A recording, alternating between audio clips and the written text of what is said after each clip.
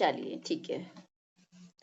Fundamental teaching of theory, देखिए किसी भी चीज का बेस फाउंडेशन क्या होता है ये हमें जानना बहुत इंपॉर्टेंट है। और टीचिंग का फाउंडेशन जितना स्ट्रांग होगा उतनी ही अच्छी हमारी क्या होगी, टीचिंग होगी। उसका इम्पैक्ट उतना ही अच्छा आएगा, आउटकम लर्निंग उसकी बहुत अच्छी होगी। देखिए एक साइकोलॉजिस्ट रहे हैं according to whose and whose, उन्होंने कहा it has well said the teaching means causing to learn, मतलब कि सीखने के जो तरीके हैं वे हैं, nothing has been given until the taking, nothing has been taught until, हम उसको सिखा सकते हैं अलग अलग वे में। टीचिंग एक तरह का कहना चाहिए कि फ्लो है, हम बहुत सारे तरीके वेज है, कॉजिंग है सिखाने के, एक आइडियाज देने के। Then efficiency delivery thoroughly prepare lecture, it means successful teacher, it means duty of the teacher to say the method of people want to learn, it means teacher की जो एक नेचर है, टीचर का उसकी teaching का nature क्या है उसके ऊपर हम बात करते हैं। देखिए टीचिंग करने का जो नेचर है, एक उसका जो स्वभाव है वो कैसा होना चाहिए उसके ऊपर। देखिए in order understand nature of teaching it will be necessary no to teaching is not merely imparting knowledge। देखिए जो हमारे पास नॉलेज है ना, जो नॉलेज है उसको किस तरह से हमें स्टूडेंट्स को देना है, आगे उसको फॉरवर्ड करना है, नॉट द merely एडवाइस। वो कोई एडवाइस नहीं है, सलाह नहीं है कि हम उनको एक एडवाइजरी कर रहे हैं। Through teaching we information of student, teaching क्या है, जो हमारे पास जो नॉलेज है, हमारे अंदर जो ज्ञान का भंडार है, एक टीचर के अंदर जो ज्ञान है, information of but identical given information. Some people thinks that teaching is a passing to the class one on the experience. It means हम कह सकते हैं जो एक टीचर्स के पास नॉलेज होती है, उस नॉलेज को बच्चे तक पहुंचाने के लिए जो एक मेथड होता है, नेचर होता है, वो किस तरह का नेचर है। टीचर के अंदर ज्ञान का भंडार होता है, कहते हैं टीचर बहुत ज्यादा ज्ञानी होता है, बट वो कब होगा, जब उसको खुद उसके पास नॉलेज होगी, खुद उसने एक्सपीरियंस किए होंगे। देखिए जब एक व्यक्ति, एक पर्सन टीचर बनता है तो उसको बहुत सारी स्टेजेस क्वालिफाई करनी होती है, एज लाइक जैसे कि उसने पहले अपनी ग्रेजुएशन, जो भी जिस भी लेवल का टीचर बनने जा रहा है उस लेवल की उसको एजुकेशन लेनी होती, फिर उसके लिए एक स्पेशलिस्ट कोर्स करना होता है उसको, कोर्स करने के बाद भी वो कंपटीशन बीट करता है। सिर्फ क्यों क्यों चेक किया जा रहा है कि अगर टीचर को बच्चे के पास सेंड कर रहे हैं हम, उसको उसके लिए फैसिलिटेटर, बच्चे के लिए टीचर क्या होता है, एक फैसिलिटेटर होता है।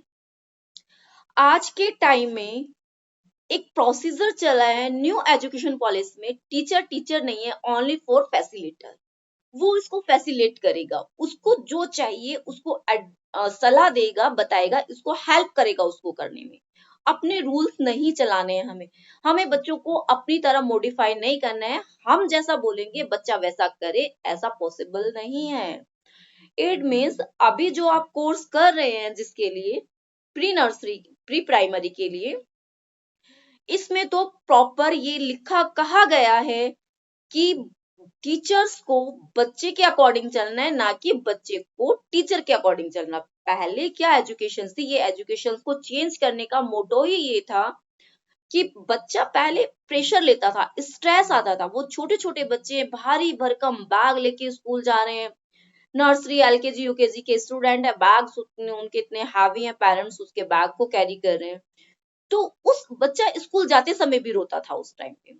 आज बच्चा, आप स्कूल के माहौल देखिए, प्ले वे मेथड स्टार्ट हो गया है स्कूल में, तो बच्चे खुशी खुशी स्कूल जाते हैं, उन्हें पता है स्कूल में पढ़ना नहीं है, हमें हमें कॉपीज लेके नहीं जानी है, क्योंकि मेनली जो कॉन्सेप्ट है वो प्ले वे मेथड के ऊपर है। एंड टीचर को अकॉर्डिंग, बच्चे के अकॉर्डिंग चलना पड़ेगा, बच्चा टीचर के अकॉर्डिंग नहीं चलेगा। बच्चा जैसा चाहता है, जैसा उसको एनवायरनमेंट चाहिए, जिस तरह से उसको टीचिंग चाहिए, जिस तरह से वो चाहेगा सीखना, हमें उस तरह से अपने आप को मोल्ड करना पड़ेगा, और ये वही टीचर ट्रेनिंग है। The best approach to understand the nature teaching would be broad the understanding implications of the education. The educator, the educand of the subject constitute the three focal point of the education. तीन main point होते हैं। आपको पता है teaching करने के तीन triangle का शेप होता है। ट्राइंगल शेप में टीचर होती है, स्टूडेंट होती है एंड क्लासरूम होता है। ये तीन ही बच्चे टीचिंग के ट्राइंगल शेप में टीचिंग के तीन फोकस पॉइंट है। It should be teaches that the educator of the education bring about the harmonious relationship between them. In this process of the establishing relationship with the teacher has to bear in his the mind the individual difference among the children he teach. देखिए बच्चे का जो mind होता है, सभी का आपकी class में 20 स्टूडेंट्स हैं, एग्जांपल लेते हैं, 20 स्टूडेंट्स अलग अलग लेवल के होंगे, अलग अलग अंडरस्टैंडिंग होगी, अलग अलग फैमिली बैकग्राउंड से होंगे, सबका आईक्यू लेवल डिफरेंट होगा। अब टीचिंग ये कहती है कि हमें सभी बच्चे को इक्वल देखना है, सभी को ऐसा मेथड लेके चलना है कि सब उसको सीखें और करें, समझे हमारी बात को। वो अपनी जो एक हमें इंफॉर्मेशन देनी है, बच्चे तक अपनी बात पहुंचानी है, उस बात को हमें, उस टॉपिक को इस तरह से फ्रेम करना है हमें कि बच्चा उसी फ्रेम मतलब कि अपना जो एक थीम है हमारी, जो हम बच्चे को सिखाना चाह रहे हैं, आज का आपने लेसन प्लान बनाया और बच्चे को आपको क्लास में टीचिंग करनी है, तो हमें उसी वे में उसको फ्रेम करना है अपनी बात को कि बच्चा उसे इजीली जो हम समझाना चाहते हैं उसको इजीली समझ जाए, अंडरस्टूड हो जाए। तो आप बेस्ट टीचर हैं। The relationship between the children and the subject implication. Another the aspect teaching. Teaching is giving the informations. Teaching क्या है? एक informations and imparting knowledge. It is aspect which the unfortunately has been over the emphasis in our school. While imparting knowledge, a teacher is advised to keep in mind the child as well as preparations of the subjects and matter. It must be noted that imparting knowledge of a strange paradox knowledge cannot be passed from the person to another life money.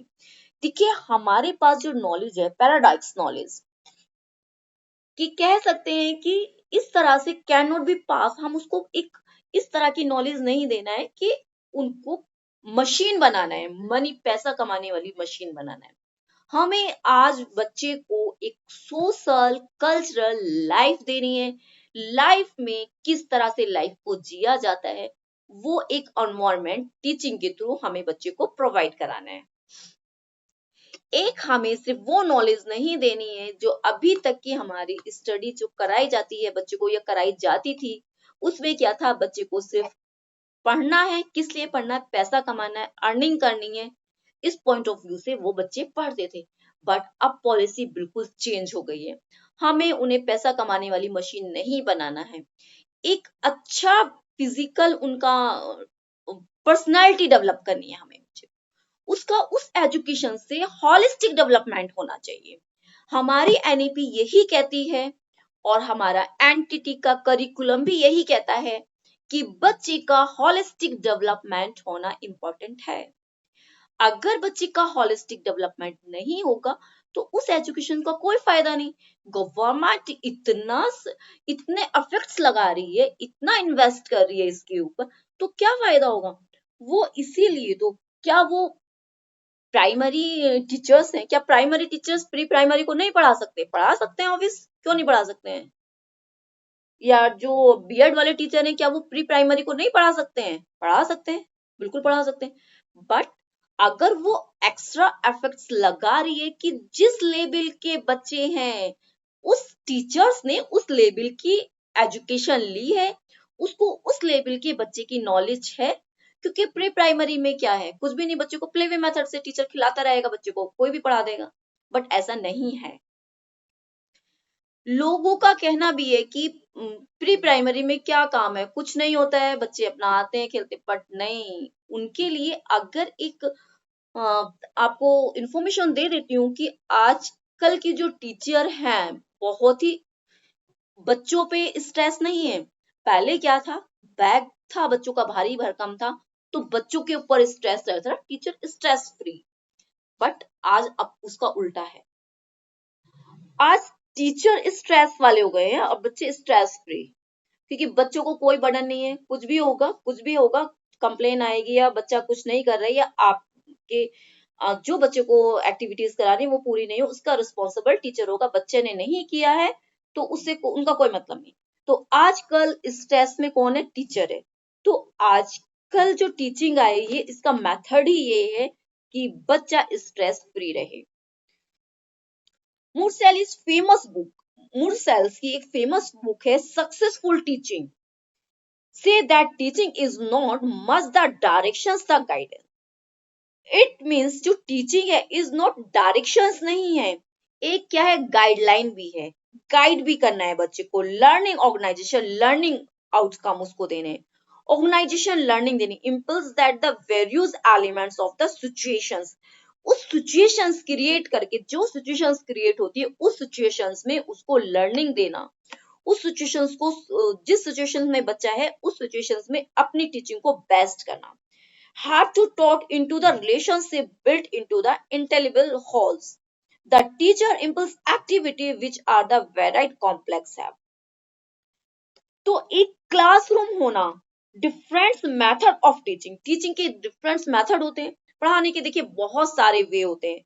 हम study materials होता है, हम materials रखते हैं बच्चों को taught करने के लिए, एंड क्लासरूम कंडीशंस भी वेरी करते हैं कि क्लासरूम की कंडीशंस कैसी है, क्लासरूम जिस क्लास में बच्चा बैठ रहा है वहां का फर्नीचर कैसा है, वहां की वॉल्स कैसी हैं, क्योंकि छोटे बच्चे के लिए कलरफुल वॉल्स का होना बहुत इंपॉर्टेंट है, कलरफुल वॉल्स क्योंकि अट्रैक्टिव होते हैं।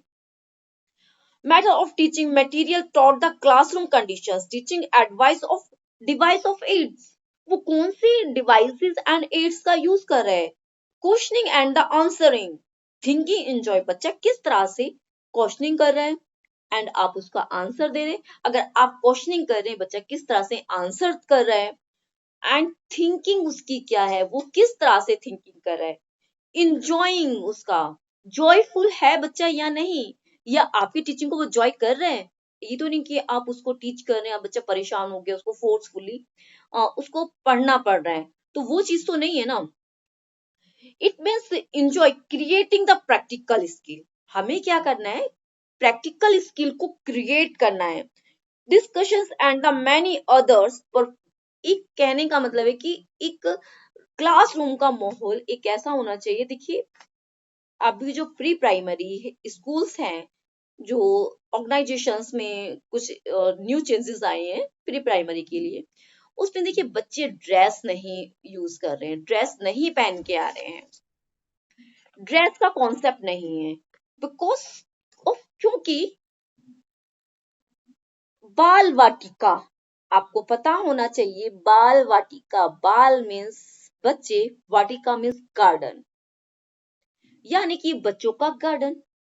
जिस तरह से गार्डन में कलरफुल फूल फ्लावर्स होते हैं, गार्डन में सेम कलर के फ्लावर्स तो नहीं होते हैं, कोई गुलाब का है, कोई मैरीगोल्ड है, तरह तरह के लोटस, ये इस तरह के बहुत सारे काफी फ्लावर्स हैं।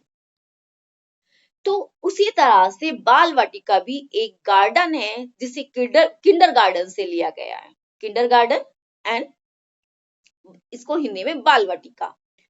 तो इसीलिए वो कलरफुल होना चाहिए, इसीलिए ड्रेस का कॉन्सेप्ट नहीं है, कलरफुल ड्रेस में बच्चे आएंगे। And subjective information is causing the child learn, बच्चे को सिखाने का तरीका, it the stimulate the directions learning, it is help the child में अफेक्शंस एडजस्टमेंट, बच्चे को सिखाने में उसकी एडजस्टमेंट करना, उसको एडजस्ट करना, वो कुछ कर रहा है, कोई एक्टिविटी आपने दी है, अगर वो कर रहा है उससे नहीं हो रही तो आपको क्या करना है? उसकी हेल्प करनी है, उसको बताना है। It is guiding the people's activity, it's training to emotions, एक इमोशंस की ट्रेनिंग है, इमोशंस के साथ, बच्चे के इमोशंस के साथ हमें जुड़ना होगा। एंड फॉर्मल और इनफॉर्मल टीचिंग, कौन बताएगा मुझे formal and informal teaching?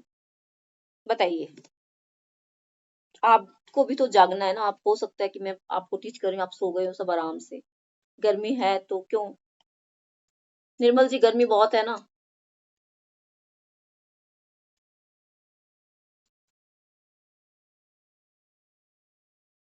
Rukhsana जी बताइए।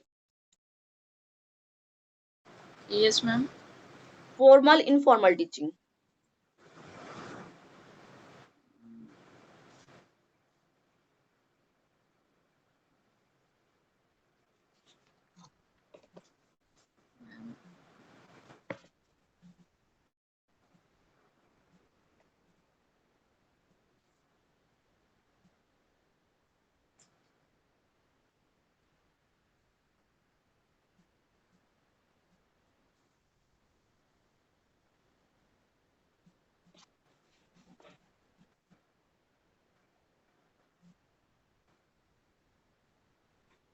देखिए, इनफॉर्मल टीचिंग उसको बोलते हैं हम लोग, जो टीचिंग, देखिए टीचर बच्चे कहाँ से सीखते हैं? एक अपने घर से सीखते हैं, सेकंड कहाँ से सीखते हैं? ऑर्गेनाइजेशन से, स्कूल से सीखते हैं। स्कूल जो से सीखते हैं।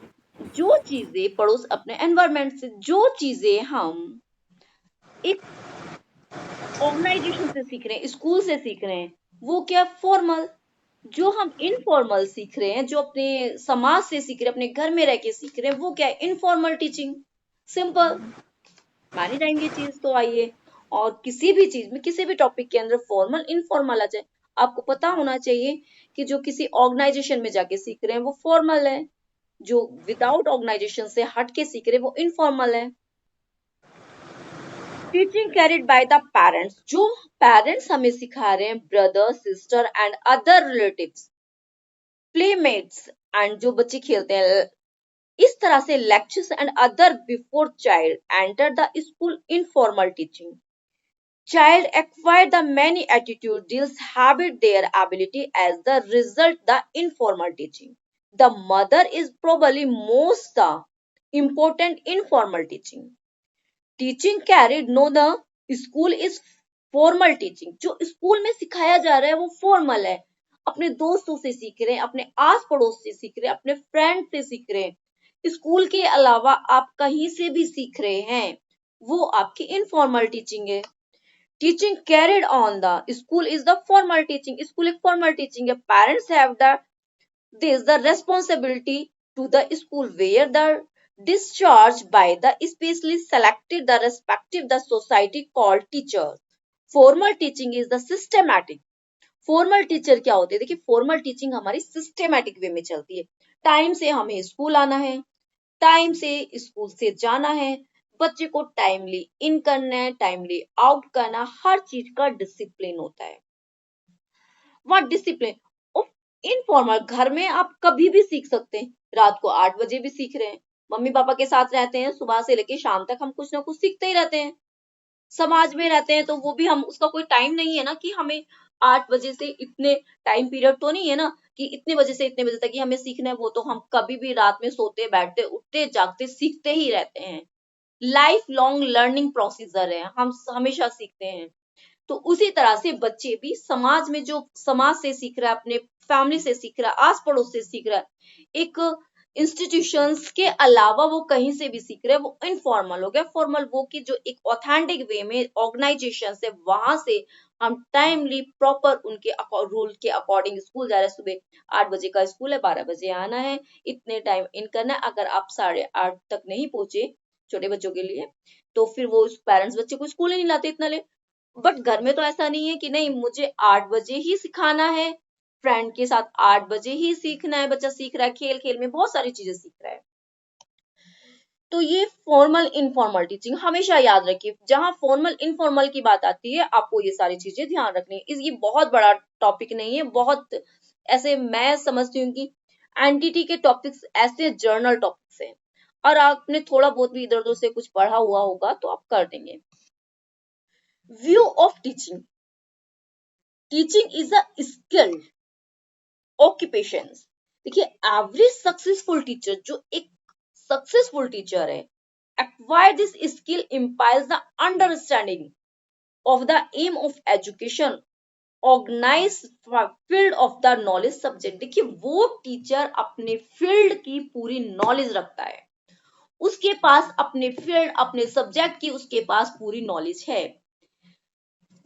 And teaching institute is the method of the teaching, teaching का एक method, instructions in the management teaching situations and other useful subject for the purpose। Teaching is an art, देखिए टीचिंग के व्यूज हमेशा याद रखिए, ऑक्यूपेशंस उनका, and an art, teaching क्या है, एक कला है भाई, एक आर्ट है। क्यों?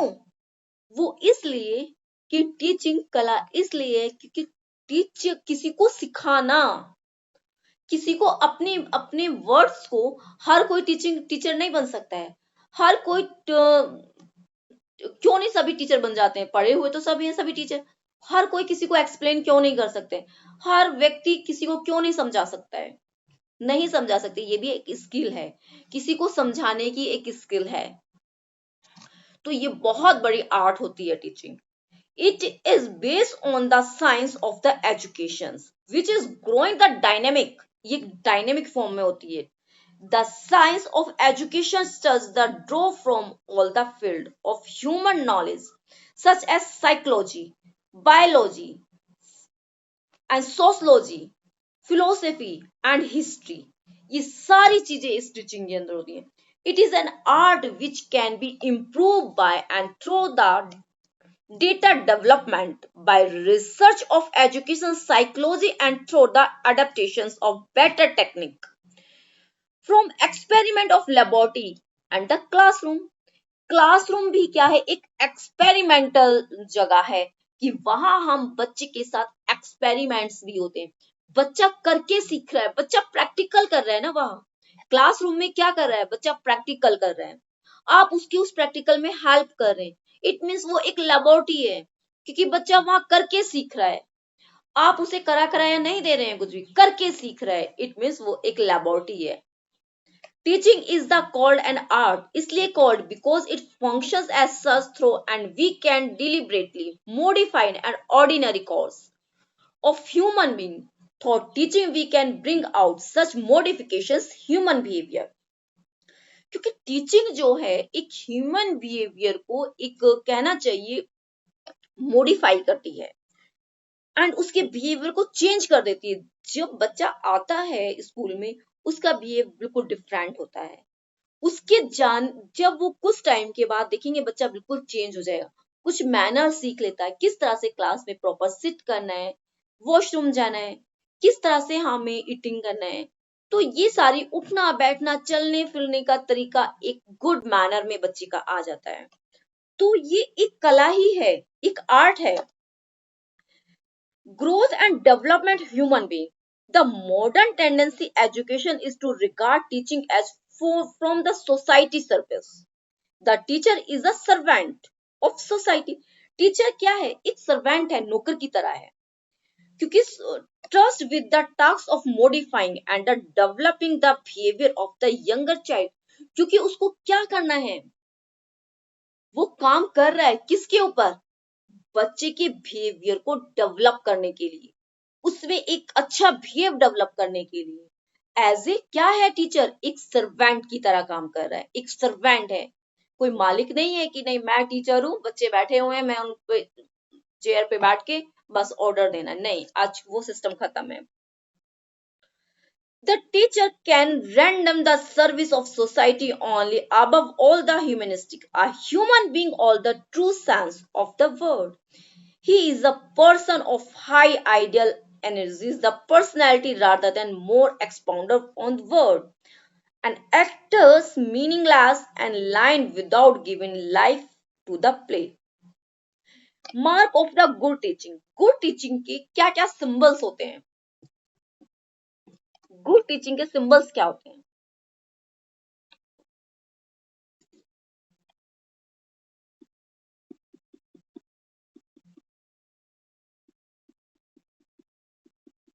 कंचन बताएंगे आप गुड टीचिंग के सिंबल्स।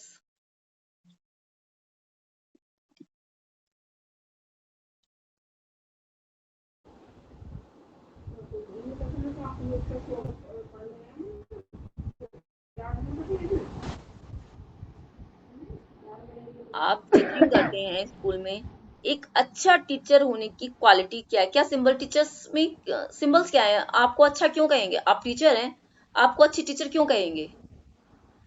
मैं तो नहीं कहूंगी अच्छी टीचर। बताइए आप में ऐसा क्या है मैं आपको बोलूं कि आप बहुत अच्छे बेस्ट टीचर हैं, या बच्चे आपको बोले कि बेस्ट टीचर हैं? अच्छा, अगर अच्छा पढ़ाए तो तरीके से पढ़ाया जाए तो। तरीके से बढ़ा दे। और बताइए।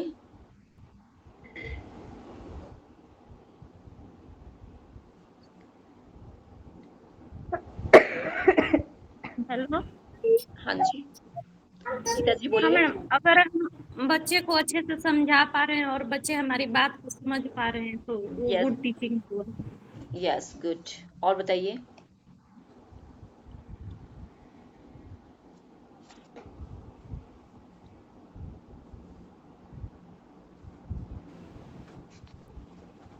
देखिए, गुड टीचर एक मार्क जो होते हैं, गुड सिंबल्स जो हैं टीचिंग के, we have seen the teaching guidance, but good teaching involve होनी चाहिए, स्किल होनी चाहिए, गाइडिंग लर्निंग होनी चाहिए हमारी। दिस गाइडेंस बच्चे को इस तरह से गाइड करना चाहिए कि बच्चे चीजों को समझे। सबसे मेन पॉइंट उसका कौन सा होता है? Kindness. Ma'am what? Kindness, sympathy होनी चाहिए टीचर में या नहीं? अगर काइंडनेस सिंपैथी नहीं होगी, वो तो दो चार बच्चे को एक इधर से थप्पड़ लगाएगी, इधर से लगा देगा उसको गुस्से में। बच्चे ने नहीं सुना, दो तीन लगा दिए उसको अच्छे से। ऐसे ही करते हो कंचन क्लास में? नहीं। नहीं करते ना। तो सबसे नहीं। पहले टीचर में पैशंस होना चाहिए। गुड टीचर्स के जो मार्क्स है, सिंबल, उसके अंदर दयालुता होनी चाहिए, काइंडनेस, सिंपैथी होनी चाहिए, दया होनी चाहिए। ये टीचर्स के सिंबल है। टीचर्स के अंदर, अगर आप टीचर से, आपके अंदर पैशंस लेवल होना चाहिए। राइट? पैशंस लेवल बहुत मस्ट है। एक टीचर बनने के लिए पैशंस लेवल तो होना चाहिए। जैसे मेरे अंदर पैशंस है, मैं पढ़ाती हूँ और आप लोग मुझे आंसर ही नहीं करते हो। अब मैं तो यहाँ से थप्पड़ भी नहीं लगा सकती आपको। आप तो फिजिकली बच्चों को जाके लगा देते होंगे एक थप्पड़। चलिए, ये तो मजाक की बात थी। कोई किसी को थप्पड़ नहीं लगाता है। तो it means kind of sympathy. Sympathy होना बहुत जरूरी है। एंड सेकंड, प्लान होना चाहिए। अगर good teaching is plan carefully, advance, मतलब कि टीचर को जो टीच करना है उसको एडवांस में प्लान होना चाहिए। मुझे कल क्लास में जाके क्या पढ़ाना है, मेरे को ये पता होना चाहिए, पहले ही प्लानिंग होनी चाहिए। ये नहीं मैं ऑन द स्पॉट क्लास में एंटर हुई और फिर मैं सोची ओ ये मेरे को क्या पढ़ाना है, समझ नहीं आ रहा यार, बच्चे बुक देना जरा निकाल के। अच्छा, कौन सा टॉपिक चल रहा है आपका? ये नहीं होना चाहिए। It is a wrong. आप बिफोर प्लान होना चाहिए, आपको प्लानिंग होनी चाहिए। गीता जी, ये ज्योति जी ने अटेंड नहीं किया है क्लास?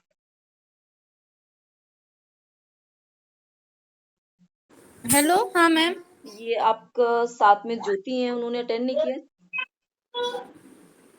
ज्योति पता नहीं मैडम, ओके। मुझे नहीं। मेरे पास तो अभी लिंक ही कल मुझे ऐड ही किया गया है और आज लिंक भेजा गया था तो हाँ, नहीं मैं नहीं, आज। ओनली क्लास ही 2 डेज होती है, सैटरडे संडे। 2 ही दिन क्लास होती है वीक में। चलिए ठीक है। तो गुड टीचिंग प्लान होनी चाहिए। And cooperations, third fourth point देखिए, कोऑपरेशंस होना चाहिए। Subjective are the other the mark of good teaching का एक मार्क क्या है? कोऑपरेशंस, सहयोग देना, सहयोग करना, बच्चे को हेल्प देना। Teacher is cooperation affair between the teacher the taught student. जब वो बच्चे को सिखा रही है तो उस बच्चे को कॉपरेट करे। ये नहीं है कि सिखाए, बच्चे को नहीं समझ आ रहा तो उसको कॉपरेशन दे, कॉपरेट करे कि नहीं बच्चे ऐसे नहीं ऐसे होगा। And impart of the part of his work, a good teacher suggest rather the direct activity AIIMS materials modern subject rather the dedicates. Democracy is idea modern life. एक डेमोक्रेसी होनी चाहिए, मॉडर्न आइडियाज लाइफ में क्या होने चाहिए teacher के? Democracy होनी चाहिए। आइडियाज मॉडर्न होने चाहिए, एकदम अच्छे आइडियाज, फ्लो वाले आइडिया। ये नहीं कि कोई पुराने घिसे पिटे आइडिया, जो पुराना टीचिंग मेथड चला आ रहा है हम उसी को पकड़ के बैठे हुए हैं, वही करें, नहीं। न्यू आइडियाज के साथ क्लास में आना चाहिए, हर रोज क्रिएटिविटी चाहिए। हमारा एनसीएफ कहता है और हमारी एनसीईआरटी कहती है कि बच्चे को भी कन्वर्जेंट थिंकर नहीं होना चाहिए, डाइवर्जेंट। इट मीन्स फैलाव, एक सेंटर से पेरिफेरल की तरफ भागना चाहिए, हर तरफ से आइडियाज आए, उस तरह की हमारी नॉलेज होनी चाहिए।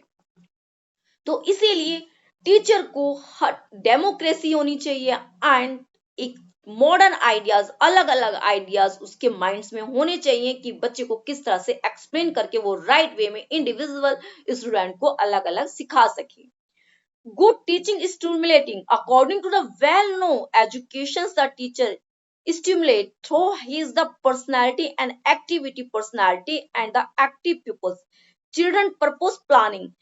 बच्चे के साथ उसके पर्पस के अकॉर्डिंग प्लानिंग करे, रिएक्शंस करे एंड डिसीजंस ले, इवोल्यूशंस करे, प्रैक्टिस एंड एक्टिविटी कराए, बच्चे को स्टिमुलेट कराए, उसको सिखाए चीजों को।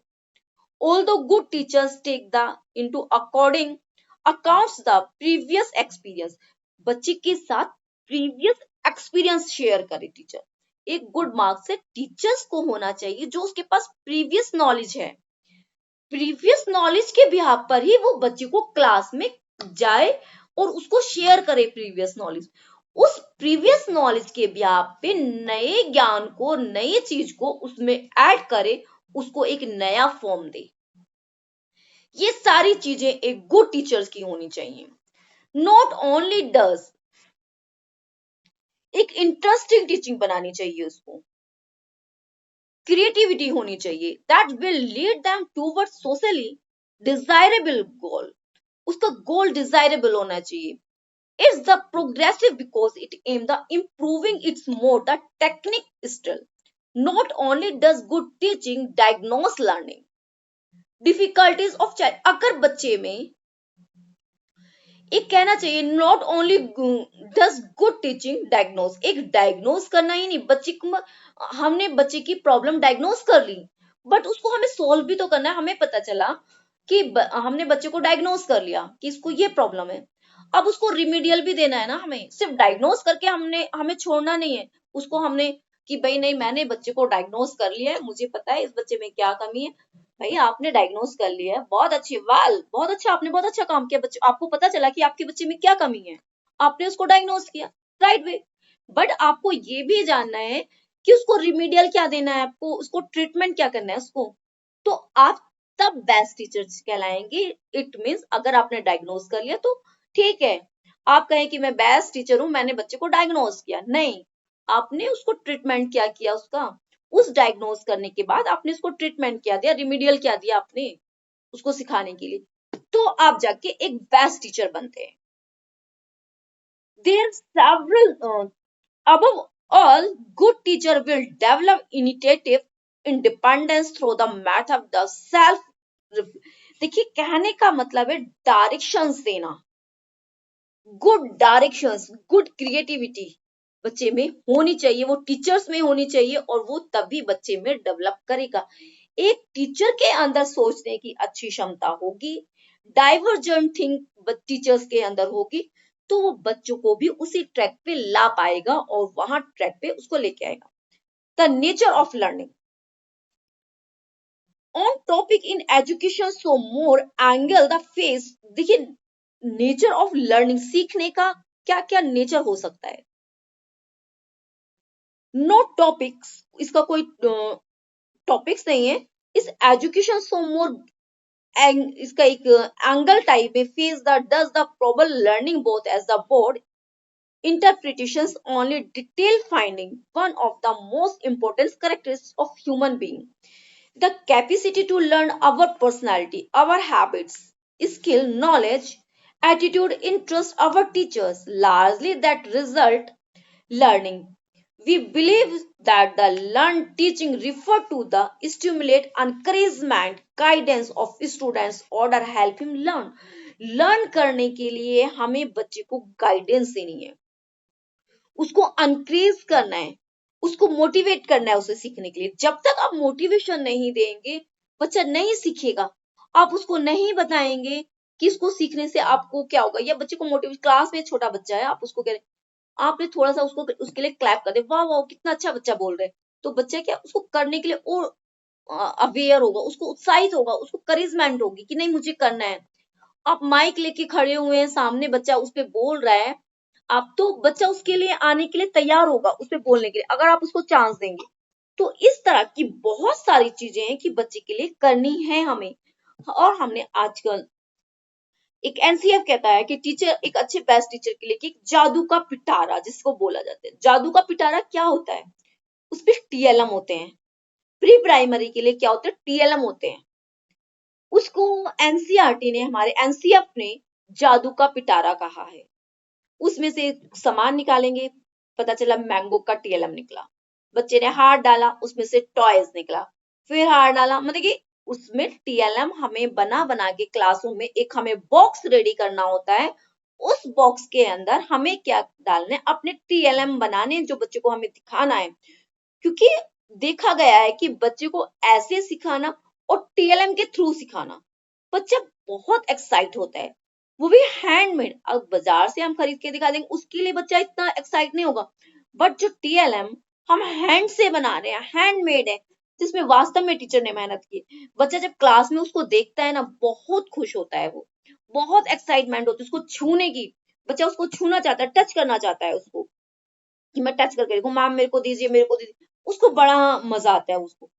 तो ये लर्निंग का नेचर है कि हम बच्चे को इस तरह से learning, making assignment, asking questions, using the verbal and contact illustrate directions, project other.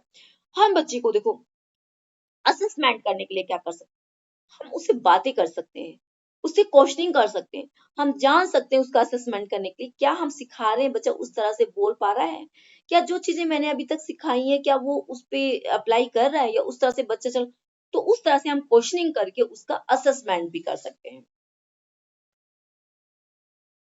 All educationists agree that learning is the process of the modification. बहुत सारे एजुकेशनिस्ट हैं जो इस पे एग्री करते हैं, इस प्रोसेस मॉडिफिकेशंस पर। It cumulative the improvement which is arrived at the result values change through experience in word the harmony. It is the improvement is the efficiency adjustment as a result practice insight observation imitations coordinations कॉकलिंग, फ्रीमांस। तो बहुत सारी चीजें हैं जिस तरह से बच्चा इसको हमें करना है। Learning as process developing. Learning क्या है? किस चीज का प्रोसेस है? डेवलप करने का प्रोसेस है। Ability response the situations base है कि बच्चे हर सिचुएशंस में अपने को किस तरह से स्टैंड कर सकता है। ऑल स्कूल एग्री, जो स्कूल बेस्ड जिसको एग्री करते हैं, process of learning is not merely acquisitions of facts skill the through drill करना एंड द रिपीटेशंस। बच्चे को क्या होना चाहिए? एग्री करते हैं कि चीजों को रिपीट कराना चाहिए बच्चे को, बार बार बार बार। अगर आपने देखा है कोई एड आ रहा है टीवी पे, आप उस एड को स्किप करते हैं, बट वो क्या आता है, बार बार बार बार बार बार होता आता रहता है। एक दिन क्या आते हैं, आप उस एड को ओपन करके देख ही लेते हैं कि क्या है ये, बार बार आ रहा है। तो इसी तरह से अगर कोई चीज हम सिखाना चाह रहे हैं बच्चे को, तो इट मीन्स क्या है, हम अगर सिखाना चाह रहे हैं बच्चे को, तो हमें बार बार वो एक्शंस बच्चे के सामने करना होगा, हमें उस तरह से बिहेव बच्चे के सामने करना होगा। उसको हमें डांटना नहीं है, उसको हमें कुछ नहीं करना, सिर्फ क्या करना है, हमें एक्शंस करना है, हमें बार बार वही चीज रिपीट करनी है। जब हम बार बार वही चीज रिपीट करेंगे तो बच्चा क्या होगा, उस चीज को समझेगा। And the concept of learning as self-active emphasis the learning individual matter. The observer will show that all learning also social in a large sense for it take place in response for the environment in which there are other individual group patterns, family, the school, playground, church, club, many other society agency functions of the process of learning. देखिए हम हर जगह से सीखते हैं, मंदिर जाते हैं, church जाते हैं, मस्जिद जाते हैं, हर जितने भी हमारे प्लेसेस हैं, या अपने सोसाइटी में जाते हैं, आसपास जाते हैं, एंड तो हर जगह से ये एक लर्निंग का सोर्स है, हम हर जगह से कुछ ना कुछ सीखते ही हैं। From this discussion we can conclude the few journal characteristics learning the conceived by the modern psychologists teachers. These characteristics have been the many follows दिए. देखिए, लर्निंग इज ग्रोथ. लर्निंग क्या है? ग्रोथ है. सीखना क्या है? सीखेंगे तो एक ग्रोथ होगी ना हमारी. लर्निंग क्या? एडजस्टमेंट सिखाती है, हमें एडजस्ट करना सिखाती है. लर्निंग क्या है? ऑर्गेनाइजिंग एक्सपीरियंस है वो. पर्पसफुल है लर्निंग. लर्निंग में क्या होता है? सीखने में एक पर्पस भी होता है हमारा. एंड क्रिएटिविटी भी होती है. एक्टिव भी होता है. जब हम किसी चीज को करेंगे तो एक्टिव भी होंगे. अगर हम किसी चीज को सीखना चाह रहे हैं, अब अगर आप ये एनटीटी का कोर्स करना चाह रहे हैं, इट मीन्स आप एक्टिव भी हैं, तभी आप मेरी क्लास के सामने बैठे हुए हैं. Learning is both individual social. Learning is produce the environment. Learning क्या है? एक एनवायरमेंट को प्रोड्यूस भी करती है, एनवायरमेंट से भी सीखते हैं. True learning effective conduct the of the learner. Step of learning. Learning के स्टेप कौन कौन से होते हैं? अभी तो हमने टीचिंग के स्टेप सीखे थे, अब हमने लर्निंग के स्टेप सीखने हैं. देखिए, लर्निंग के step. Before the describe various step of learning process we must remember one learn vacuum. It's never place the. देखिए, लर्निंग के मैं आपको ऐसे वर्बली बताती हूँ. Learning motivations. आप सीखेंगे कैसे? मोटिवेशंस होगा आपको. जब आपके पास मोटिवेशंस आएगा तभी आप सीखेंगे ना. आपको मोटिवेशन मिला, आपको कहीं से मोटिवेशन मिला होगा एंटिटी के बारे में, कि आपको पता चला कि भाई एंटिटी करने से हमें इतनी वैकेंसीज आ रही हैं और हम वहां लग सकते हैं अगर हमारे पास ये कोर्स होगा. इट मीन्स आपको मोटिवेशन आया तभी किया ना. उससे पहले तो आपने सोचा भी नहीं. एंटिटी तो काफी टाइम से चली आ रही है. मैंने एंटिटी 2002 में की थी, तो इट मीन्स काफी टाइम से, उससे पहले से भी लोगों ने की होगी. इट मीन्स क्या है? आपको मोटिवेशन नहीं था, आपको नहीं पता था. आपको आज मोटिवेशन मिला कि नहीं भाई, इसको करने से पता चला कि आपने देखा कि आसपास की बहुत ज्यादा स्कोप है इसमें, चलो करते हैं, तो आपने तब इसके अंदर एंटर हुए ना. फिर एक सीखने का एक गोल भी होना चाहिए. Goal because relate to the motivation. हमारा गोल और मोटिवेशन का भी एक रिलेशन होना चाहिए, तभी हम सीख सकते हैं.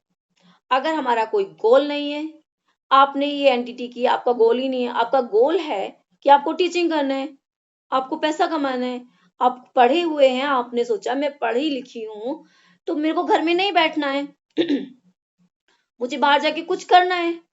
तो ये आपका गोल हुआ ना कि मुझे कुछ करना है, तो इसीलिए आपको मोटिवेशन भी है. दोनों एक ही सिक्के के पहलू हैं. Tensions areas. लर्निंग में टेंशंस एरियाज नहीं होने चाहिए. Once goal because define the clear and barrier. देखिए, एकदम अपना गोल एकदम क्लियर होना चाहिए, उसमें कोई बैरियर्स नहीं है. अगर बैरियर आ जाएगा तो आप प्रिवेंट्स आ जाएंगे तो आप उसको नहीं कर पाएंगे. आपका गोल क्लस्टर की तरह, एक क्लस्टर क्लियर होना चाहिए, जैसे एकदम क्लस्टर वाटर होता है ना, एकदम ट्रांसपेरेंट. आपका गोल उस तरह से होना चाहिए. अगर आपका गोल उस तरह से, कोई बैरियर नहीं होगा लर्निंग में. The learner seek an appropriate line actions rich the goal. आपका लर्निंग जो है, जो आपको चाहते हैं, वो एकदम क्लियर लाइन होनी चाहिए.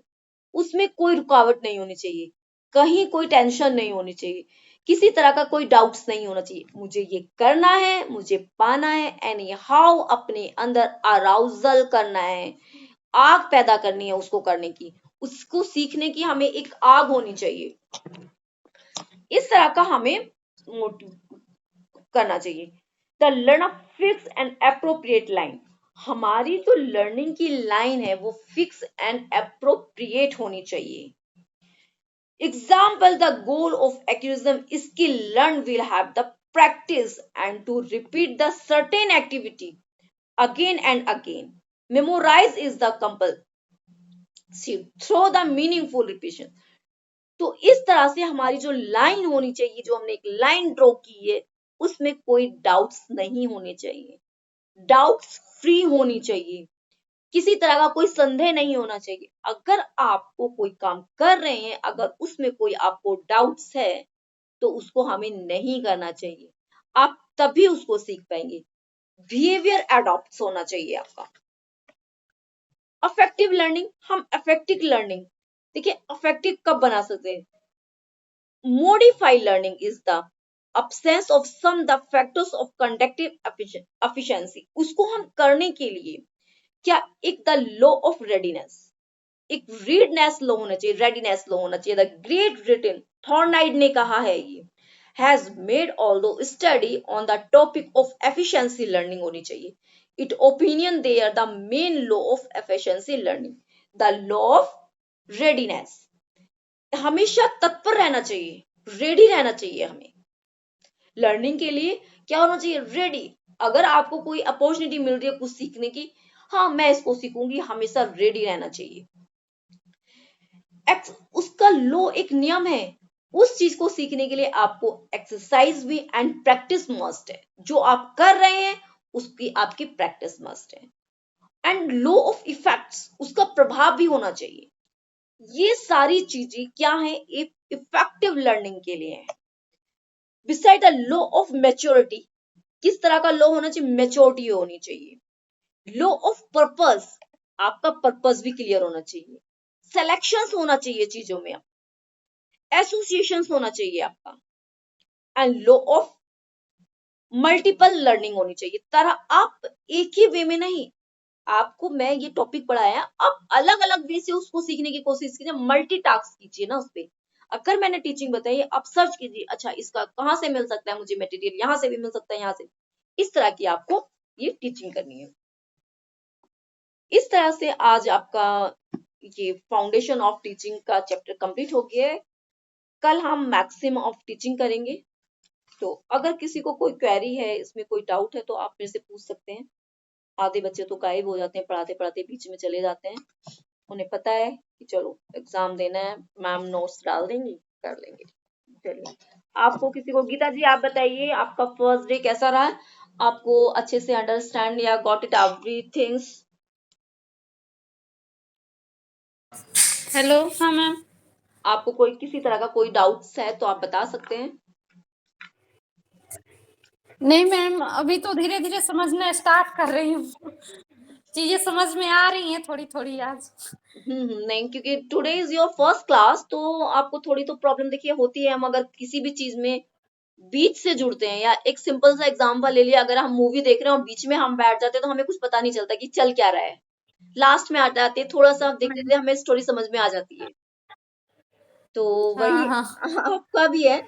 आपको एक दो बार क्लास लेंगे, सेकंड या थर्ड क्लास में आपको चीजें बिल्कुल क्लियर हो जाएंगी। ठीक है? Yes ma'am. मैम कल कब क्लास होगी? इसी मैं टाइम पर? नहीं, इस टाइम नहीं, मैं शेड्यूल डाल दूंगी। Yes ma'am. 5 to 6, शायद 5 to 6 ही कल देखती हूँ मैं। ओके, ठीक है, ओके, आप लीव कर सकते मैम हैं। अभी आप बाल वाटिका में पढ़ा रही हैं क्या? हाँ जी। Yes ma'am. हाँ, वो मेरे हस्बैंड बता रहे थे कि मैडम पढ़ा रही हैं अभी बाल वाटिका में। बाल वाटिका में मैं पढ़ा रही हूँ, केवी में ही पढ़ा रही अच्छा हूँ। मैम, ठीक है। फिर हमें भी बताइएगा कि किस तरह का इंटरव्यू में क्या पूछते हैं, क्या मतलब। नहीं, बिल्कुल बिल्कुल बताएंगे। आप पहले ये अपना ये कोर्स कीजिए, पहले इसको स्टडी कीजिए, हाँ, इसके कोर्स एग्जाम कोर्स दीजिए आप। करने के बाद। उसके बाद पूरी हाँ हेल्प मैं आपकी करूंगी, किस तरह से इंटरव्यू होता है, किस तरह से आपको कब कब होंगे, कहाँ कहाँ हो रहे हैं, आप दीजिए पूरा। वैसे तो आपके हस्बैंड भी हैं उसी ऑर्गेनाइजेशन में, तो हाँ नो डाउट। मैम। बट चलिए, आपने जल्दी, चलिए, थैंक यू बट मैम। आपने काफी लेट मतलब कि एनरोल हुए हैं। काफी टाइम से सर पूछ रहे थे मेरे से एनडीटी के बारे में, बट चलिए कोई नहीं, नो इश्यू। ठीक है, यस मैम। ओके, चलो, thank you ma'am. Okay, okay, okay. Good night everyone.